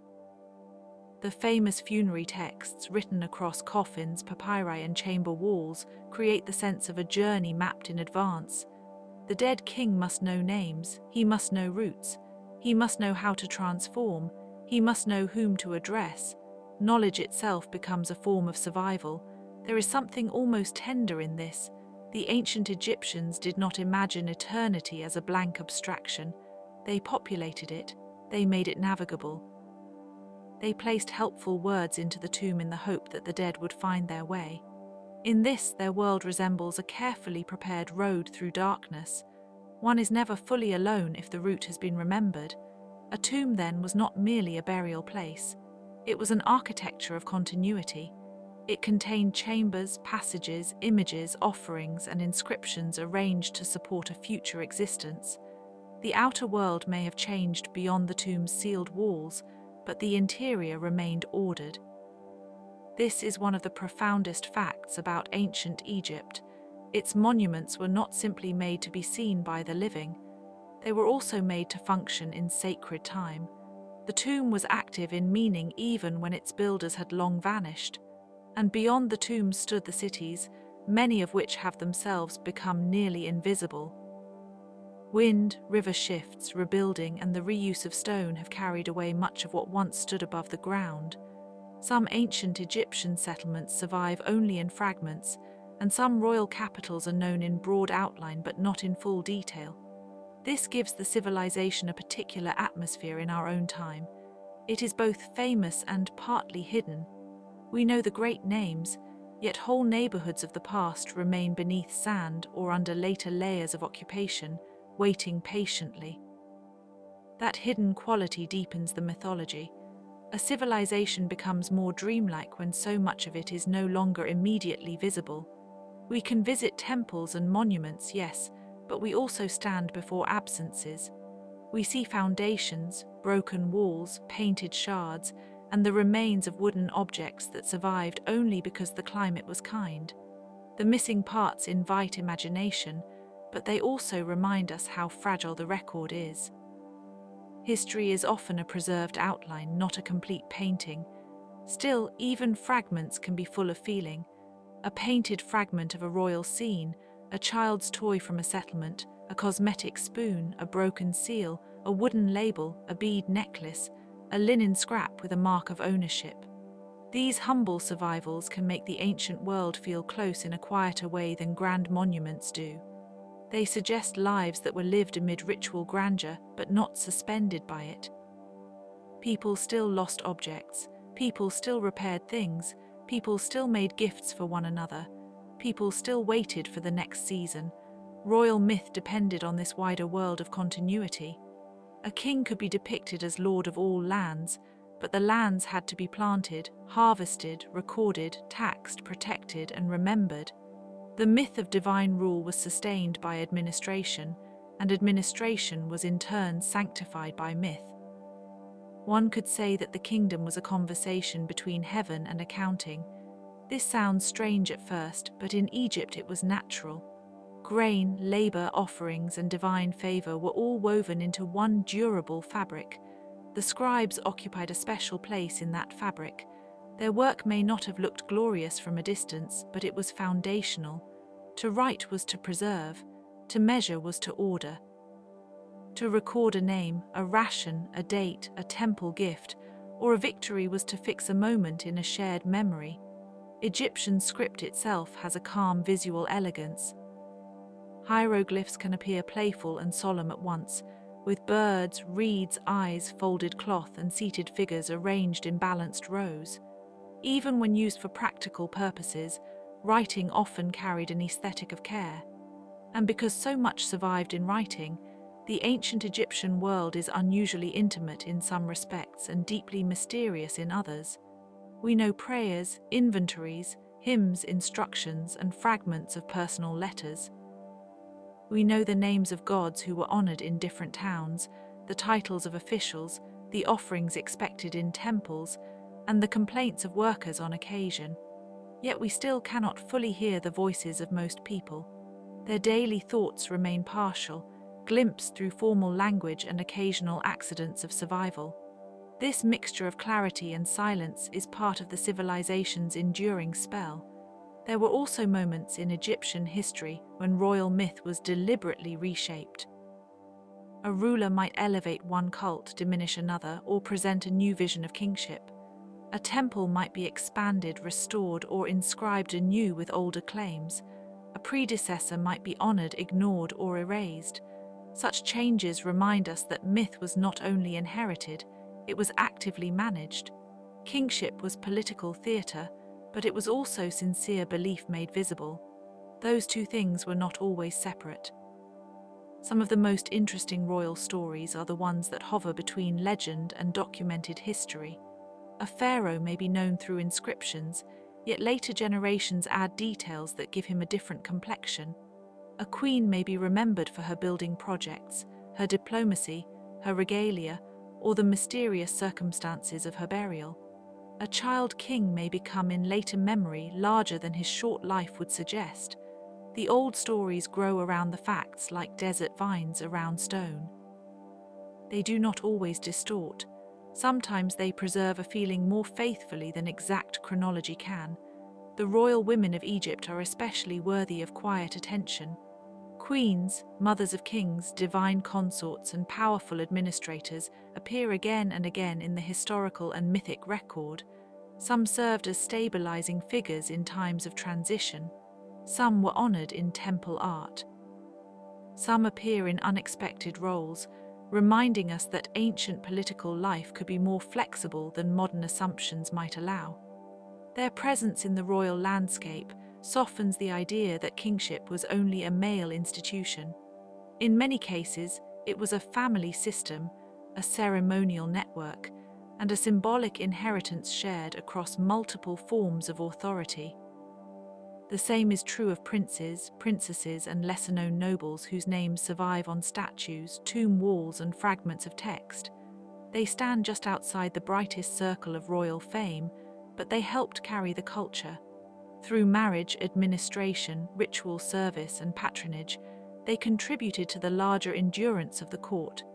Egypt's royal myth is often imagined as a single figure under the sun, but the reality was a whole household of rank, duty, and ceremony. One can also think of the artisans who made royal imagery possible, the sculptor who shaped a face with careful symmetry, the painter who outlined a collar in blue and gold, the stonecutter who cut a cartouche into a temple wall, the carpenter who joined wooden pieces so a shrine could travel or stand securely, the jeweler who set a stone into a ring, the gold worker who hammered thin sheets into forms that caught the light. These people are rarely named in broad histories, yet they were essential to the visual world of kingship. Without them, divine rule would have remained abstract. With them, it became visible. Ancient Egyptian art has a kind of stillness that invites long looking. Figures stand in profile and frontality, bodies arranged according to conventions that remained meaningful over centuries. To modern eyes, this can seem formal, even distant, but there is a generosity to it. The image does not rush, it holds. It offers a stable form for the dead, the divine, and the powerful. In a world of sand, sun, and seasonal change, stability itself was precious. Art became one of the ways to ask time to pause. At the same time, Egyptian art is not truly motionless. A boat tilts on water, A bird spreads its wings, a captive's arms are raised, a dancer bends, a god strides, a farmer ploughs, a funeral procession advances. The stillness contains movement, as if the image were gathering life rather than freezing it. This subtle tension mirrors the broader mythic structure of the civilization. Egypt did not try to escape time, it tried to hold time in balance. The burial landscapes of Egypt reflect that same balance. The west bank of the Nile became especially associated with the dead because the sun set there. Desert cliffs, necropolises, and hidden tombs formed a geography of departure, yet these places were not voids. They were populated by memory, ritual pathways, and the expectation of continued existence. A tomb in the limestone cliffs was both secluded and connected. It faced a living river and a living city, while also opening symbolically toward the realm of the dead. Geography itself became theological. If one travels in imagination along the Nile, the sequence of settlements, temples, farms, and deserts becomes almost meditative. The river narrows and widens. The banks change. The color of the water shifts with season and light. Palm groves interrupt the sand. Mud brick villages appear, vanish, and reappear. Beyond the cultivated strip, the desert waits in pale silence. Egypt's power grew from this narrow ribbon of fertility bordered by immensity. It was a civilization held together by contrast. This contrast also shaped its mythic language. The fertile land and the barren desert were not just places, they were ideas, order and wildness, cultivation and threat. Life and the absence of life.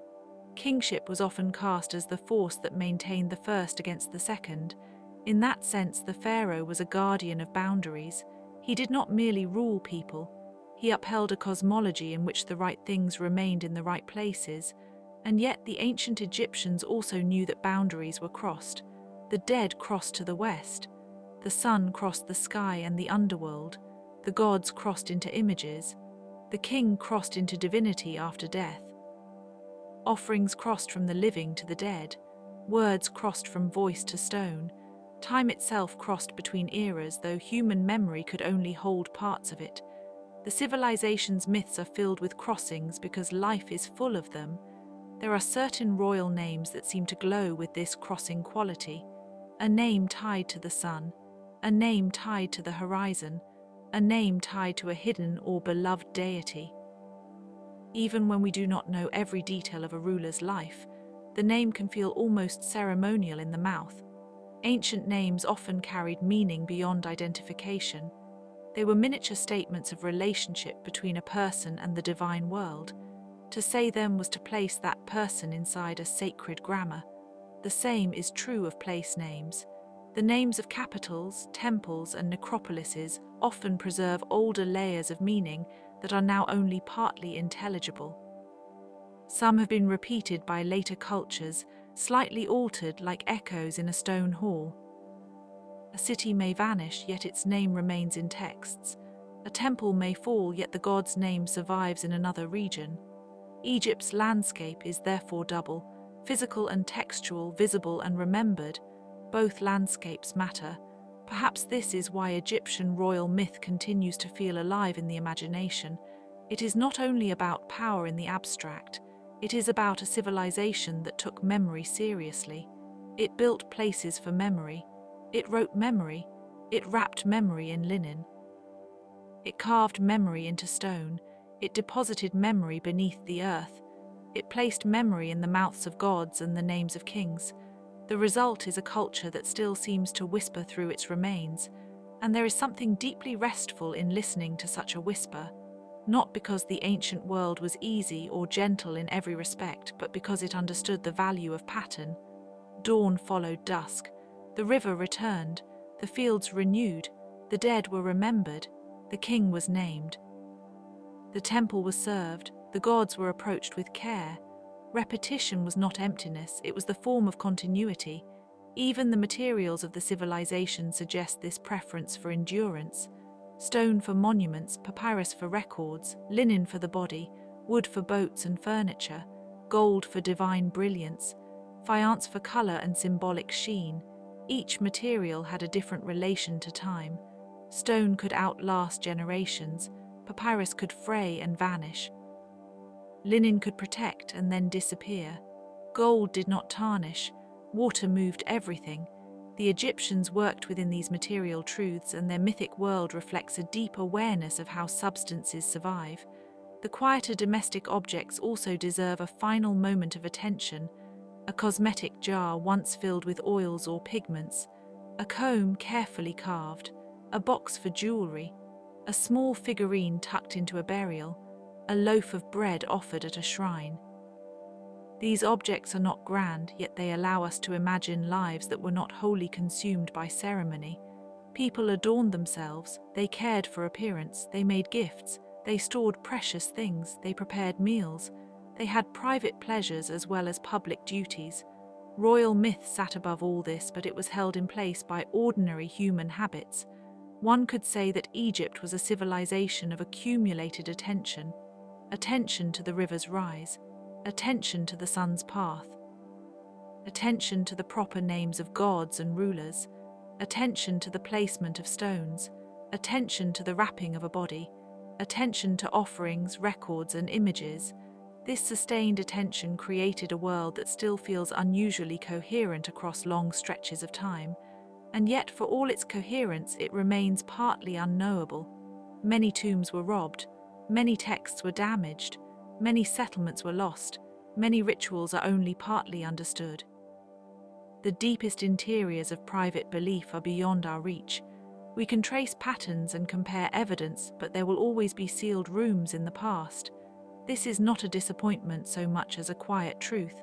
Some civilizations leave us not with full possession, but with respectful distance. That distance can be comforting, especially at night. The ancient world does not demand haste from us. It is already far away. Its gods are silent in their temples. Its kings sleep under stone and sand. Its workers, priests, and families have become traces, names, and fragments. The river still flows, but only in our minds do its old processions return. We can let them come slowly. In the long hush of Egypt's memory, royal myth becomes less like a tale of domination and more like a framework for belonging. The king belongs to the gods. The dead belong to memory. The living belong to the season, the river, the work of their hands, and the stories that explain why order matters. Myth gives those belongings a shape. It tells the world how to continue. And so the temples may stand in ruin and the tombs may lie in shadow, but the old arrangement still lingers in thought. The horizon remains a threshold. The sun still rises in imagination. The name still seeks preservation. The river still carries its slow promise. The desert still holds its silence.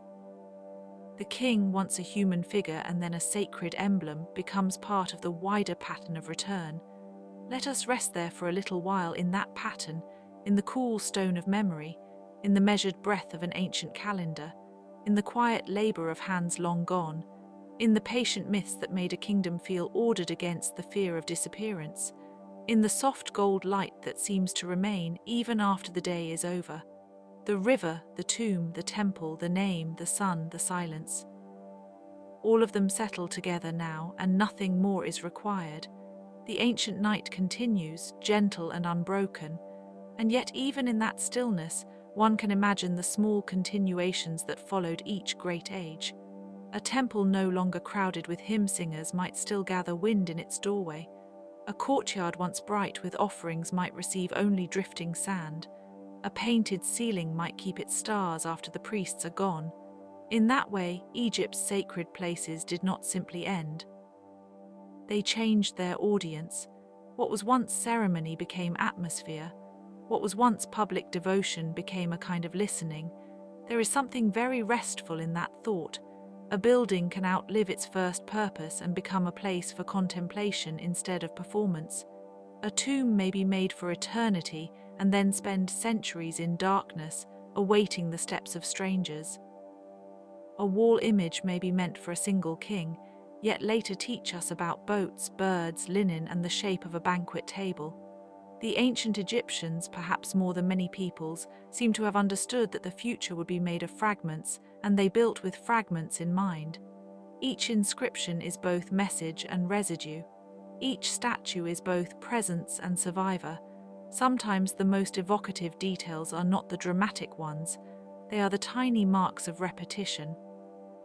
The same offering formula carved again and again, the same posture of a kneeling figure, the same painted hieroglyphs in a tomb corridor, the same careful symmetry in a palace facade. Repetition in Egypt was not emptiness, it was reassurance. It made the world feel knowable from one season to the next, and a sleepy mind can appreciate that. There is comfort in patterned things. They promise that the universe is not entirely improvised. Even the royal myths, with all their splendor, often return to a few persistent images. The child heir protected in secrecy, the rightful king recovering authority, the god descending or the god revealing a name, the enemy driven to the edge of order and then beyond it, the dead ruler receiving transformation. These are not merely stories of power, they are stories of continuity under strain. They speak of the desire to believe that what is broken can be mended, and what is scattered can be gathered again. It is interesting how much of this world depends on edges. The edge of the desert where cultivation ends, the edge of the river where fields begin. The edge between life and death, the edge between human rule and divine sanction, the edge between visible form and hidden essence. Egyptians seem to have lived with edges constantly in view, and perhaps that is why their art and myth so often feel defined by clear outlines. Figures are presented in profile or full face according to strict conventions, not to mimic casual seeing, but to preserve what mattered. A thing shown properly might remain proper, a name written correctly might endure. A boundary understood might hold. There is a quiet philosophy in that. The world does not need to be chaotic in order to be alive. It can be ordered, measured, and still full of mystery. The king's ritual journey from palace to temple, from human office to sacred image, mirrors the movement of the sun from dawn to dusk. Each day is familiar but never identical. Each burial is an ending, but also an attempt to continue in another condition. Each act of preservation accepts that change exists while asking that it move gently. This is perhaps why Egyptian mythology remains so enduring to later imaginations. It offers not only grandeur but a grammar for continuity. Many people encounter Egypt first through its monuments, those immense remains of stone and shadow. But behind them lies a slower world of bread molds, field measurement, copper tools, fishing nets, perfume cones, reed pens, painted coffins, and family prayers. The royal myths emerged from that world and then rose above it, as a lotus rises above the water, carrying the memory of the mud beneath. The lotus itself is one of those simple images that keeps returning. It opens with the light and closes at night. It becomes a symbol of emergence, renewal, and beauty. In a land attentive to cycles, it was not merely decorative. It was a small daily miracle. So too the scarab beetle, rolling its ball of life across the ground, became a token of transformation and becoming. So too the vulture, the falcon, the crocodile, the jackal, the ibis, each linked to a god or function, each carrying part of the natural world into sacred language. The gods did not float apart from creation. They inhabited it, borrowing from its creatures, its colors, its motions, and its habits. And because of that, Egyptian religion always feels deeply local and deeply cosmic at once. A shrine could be made to a village god, a river deity, a royal ancestor, or a great sun power. The same language of offering and protection could serve small and vast needs. A mother might pray for a child's health. A king might pray for the stability of the two lands. A farmer might ask for enough floodwater. A dead person might ask for food in the beyond. The system was capacious. It could hold ordinary fear and ceremonial magnificence together without strain. It is easy to think of kings as separated from common life by ceremony, and of course they were. Yet the daily labor that sustained royalty was never abstract. Someone baked the bread placed in a tomb. Someone smelted the metal for the tools.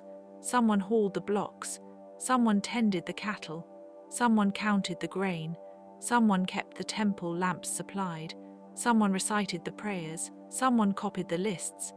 The splendor of monarchy was built from an immense network of steady work. A nation may dream in the language of kings, but it wakes each morning to the tasks of many hands. That is one reason the lives around royal myth matter so much. They remind us that myth was not suspended in a void. It was lived by people who swept floors, mended nets, watched children, measured jars of oil, and waited for floodwaters. The palace and the farm were not the same place, yet they belonged to one connected ecology. The king could be imagined as the guarantor of abundance because abundance was physically visible in the lives of those who had to make it. Royal power was not only symbolic, it was woven into grain stores, irrigation, taxation, temple estates, and the labor of the countryside. At the same time, Egypt's long continuity can sometimes conceal the very real changes between periods. A person living in the Old Kingdom would not have recognized every feature of later dynasties. Styles shifted. Capitals changed. Foreign contacts widened. Languages evolved. Religious emphases moved. Administrations expanded and contracted. Yet the enduring forms of kingship made these changes seem less abrupt than they were. The same symbolic garments could dress very different political realities. A new dynasty might present itself as a restoration, even when much had altered beneath the surface. This is another of Egypt's great quiet mysteries, how much can change while still appearing continuous. Perhaps that is why the country fascinated later peoples. It seemed ancient even to the ancient Greeks. It was already a place of old monuments, old rites, and old learning when foreign visitors tried to understand it.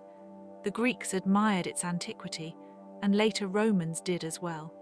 Centuries after that, European travelers, scholars, and dreamers would look upon the ruins with the same mixture of admiration and incomprehension.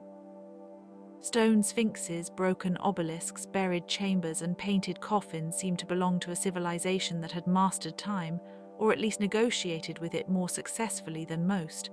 But time always wins in the end, though not always loudly. It works through the weather, through cracks, through salt, through flood, through conquest, through neglect. Egypt knew this too. That is why so much effort went into preservation. Bodies were mummified, statues were installed, names were carved. Tomb goods were selected with care. Sacred architecture was oriented toward the heavens. Even memory became a craft. To remember was to maintain. To maintain was to resist erasure. The wish to remain legible across centuries shaped the whole civilization in subtle ways. There is a tenderness in that wish. A person who asks that their name be spoken again after death is not vain in a simple sense. They are asking not to vanish entirely. They are asking that the world continue to acknowledge their place in it. This is a very human desire. The Egyptians made it monumental, but it begins with something intimate. A child calls to be seen. A parent marks a grave. A spouse keeps a portrait. A community recites an ancestor. The royal dead were only the largest figures in a much broader human wish to be remembered kindly and correctly. In this light, even the grandest tombs become less about display and more about continuity. Their painted scenes of feasting, offering, music, hunt, and boat travel are not just records of luxury. They are attempts to supply the dead with a durable atmosphere of life. The walls become a substitute horizon. The banquet becomes perpetual. The field remains fertile. The birds fly forever over the marsh. The owner of the tomb does not become merely absent. They become sustained by image and invocation. It is a strangely soft power if one thinks about it. The stone is hard, but the purpose is gentle. And the same may be said for many royal myths. A king identified with the sun is not only triumphant. He is also vulnerable to dawn and dusk. He rises, descends, travels, and returns. A god who dies and is restored suggests not only control over death, but intimacy with loss. The story of Isis gathering Osiris is moving partly because it is not abstract. It is the work of devotion after catastrophe. It honors grief, patience, and the making of wholeness from damage. Such myths can feel very old because they speak so quietly to human experience. If one lingers among these stories, one begins to notice how often Egyptian imagery balances motion and stillness. Boats glide, but the banks remain. The sun travels, but the sky endures. Offerings are given, then consumed, yet their meaning persists. A statue is motionless, yet it holds a living name. A mummy is wrapped and still, yet it awaits breath in another mode of being. The civilization's imagination seems to trust that stillness is not the opposite of life. It is one of life's necessary forms. To sleep, to wait, to preserve, to endure, to rest in concealment, these too are parts of the cycle. That makes Egypt especially suited to bedtime reflection. It does not rush toward drama. It invites one to dwell among slow things, a canal cut through the earth, a harvest measured in baskets, a hymn repeated at dawn, a carved throne, a painted eye on a coffin, a star ceiling above a chamber, a jackal image on a ceiling, a queue of workers in the heat, a priest washing his hands before entering a sanctuary, a queen presenting incense, a child learning to copy signs, a fisherman untying a net at the riverbank. All these small motions belong to the same broad rhythm.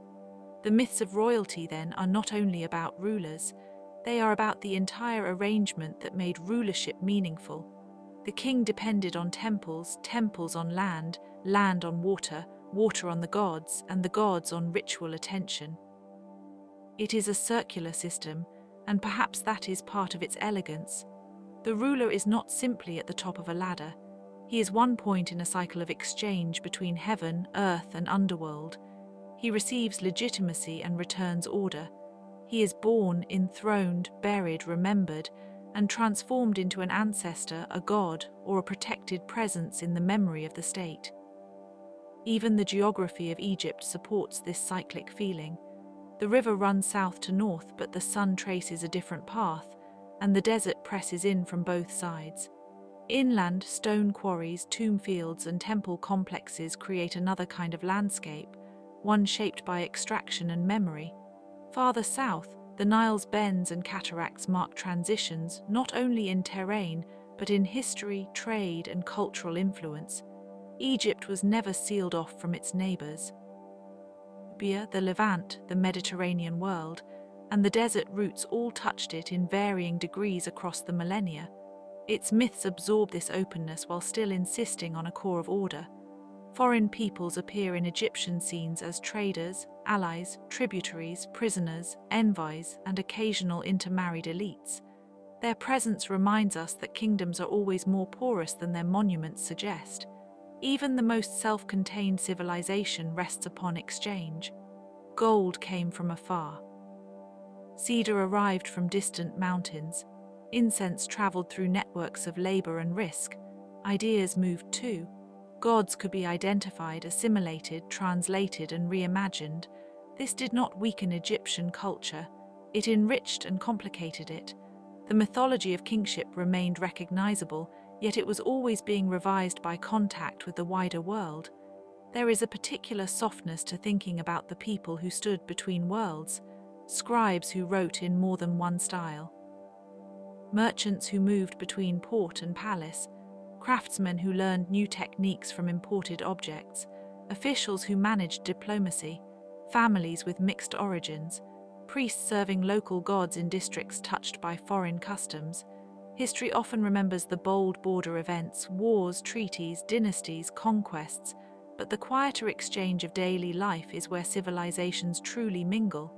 In that mingling, royal myth itself can shift. A god's face may broaden. Royal title may be adapted. A ritual may absorb a new detail and continue, almost unchanged, yet not quite. If we step back and look across the very long arc of Egyptian history, one sees not a single static Egypt but many Egypts layered together. There is the Egypt of early settlements along the river, the Egypt of pyramid building and court centralization, the Egypt of temple estates and bureaucratic record-keeping, the Egypt of imperial reach and foreign entanglement, the Egypt of later restorations, revivals and reinterpretations, and finally the Egypt that survives in ruins, texts, museum cases, legends and study. Each layer keeps some old features while also altering them. Royal myth is one of the strongest threads running through all these layers, but even that thread changes color in different light. What remains constant is the sense that the human world is best when it is aligned with the sky, with the river, with the seasons, with the ancestors, with the gods, with the names that must be spoken. That alignment is never guaranteed, and so it must be renewed, again and again. A festival renews it. A coronation renews it. A tomb rite renews it. A daily offering renews it. Even a carefully copied text renews it. This repetitive renewal may sound solemn, but it can also be restful. The world, when properly ordered, lets its inhabitants breathe more easily. And if order falters, myth explains the fracture without needing to deny it. There are moments of disorder, invasion, drought, rivalry, usurpation, divine withdrawal, and political instability. Egyptian stories know this. They do not imagine perfection, they imagine restoration. That may be the deeper comfort. Not that nothing ever goes wrong, but that wrongness can be addressed through right, authority, justice, and remembrance. The king is one name for this hope. The gods are another. The tomb is another. The enduring river, perhaps, is the largest symbol of all. At dusk, one can picture the Nile's surface darkening while lights appear in settlements along the bank. Smoke rises from cooking fires. Animals are brought in. Doors are secured. Boats are tethered. Somewhere a temple gate is closed for the night. Somewhere a royal name is recited in prayer. Somewhere a family shares bread and dates. Somewhere a scribe finishes a line and sets aside his reed pen. The great and the small are equally bound to the day's ending. The ancient world, like our own, passed each evening into quieter forms. There is a particular beauty in the way Egyptian civilization made room for the afterlife without abandoning the lived world. It did not only turn away from daily existence toward eternity, it gave daily existence a sacred weight. Harvesting mattered, naming mattered, washing mattered, building mattered. The hand at work could be close to the divine if it acted within the right order. This is perhaps why the art and writing of Egypt can feel so serene. Even practical objects are often treated with care. A jar may be shaped beautifully because it will hold something necessary. A chair may be carved with lion's paws because sitting too belongs to the ordered world. The royal tombs gather all these strands into one concentrated chamber of belief. They are warehouses of eternity and also books written in objects. There are amulets for protection, vessels for sustenance, models of boats and granaries, images of servants, texts for guidance, symbols for rebirth. Everything points toward continuation. Yet the tomb itself is also a boundary. It marks the place where one form of social life ends and another begins. That boundary is quiet, but it is firm. The dead are not simply forgotten, they are relocated into a sacred condition. The living continue their own tasks, held in relation to the departed by ritual and remembrance. This arrangement has a peaceful intelligence to it. It does not deny grief, it organizes it. It does not pretend death is small. It gives death a place. And by giving it a place, it keeps life from being swallowed by uncertainty. A burial chamber, a coffin text, a funerary procession, an offering table, a statue in a niche, all these are ways of saying that absence can be addressed and that love, duty, and fear need not dissolve into chaos.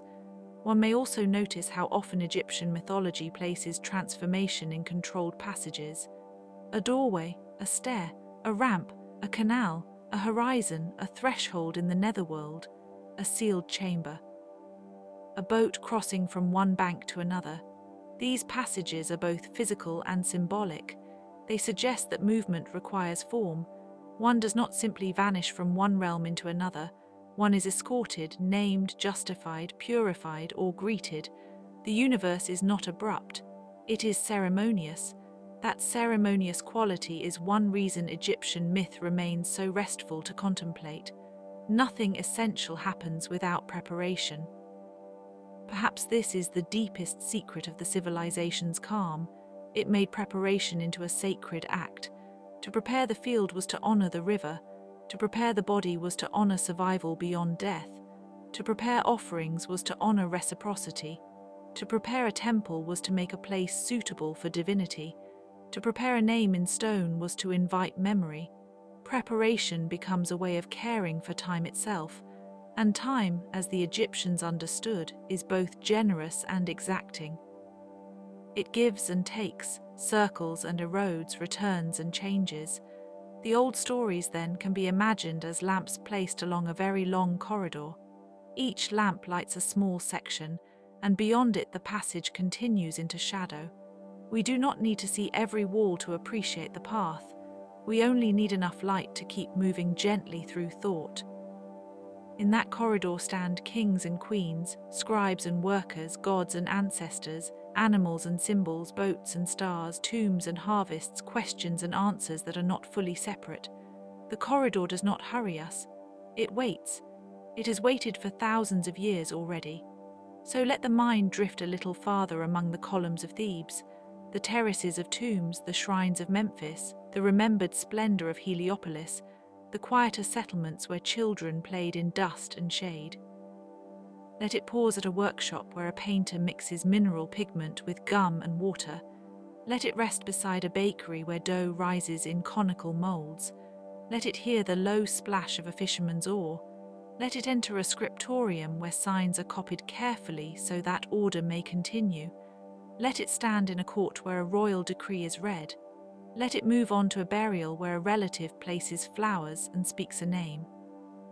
These are all part of the same civilization, and they all breathe at the same slow pace.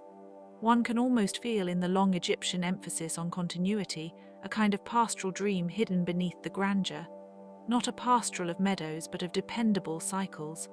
Flood, sowing, growth, harvest.